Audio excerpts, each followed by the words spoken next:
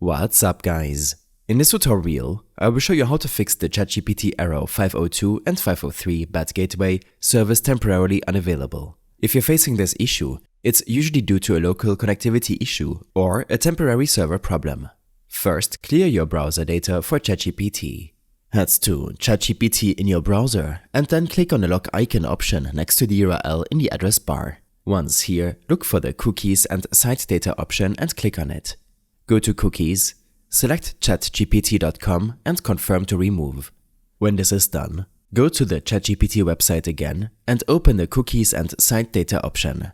Click on Settings to manage the on-device site data. Click on See all cookies and site data, find ChatGPT and delete its stored data. Afterwards, reload the page to check if the issue is resolved. If the problem persists, flush your DNS and reset your network settings. In your Start menu, type CMD, and when Command Prompt appears, right-click on it and select Run as Administrator. When prompted, click Yes and allow administrator access. Once the Command Prompt window is open, type the command ipconfig/flushdns and hit Enter. This will clear and reset your system's DNS cache, which can sometimes fix connection errors. Next, type the command netsh winsock reset. This resets the Windows network settings, which can help resolve network-related issues.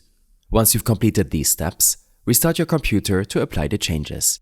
If ChatGPT is still not working when doing this, the issue is likely on OpenAI's end, meaning the ChatGPT servers are temporarily down. In this case, wait for about an hour or two and try again later. You can also check OpenAI's status page at status.openai.com. I hope this helped you out. Leave a comment if you have any questions and see you in the next one.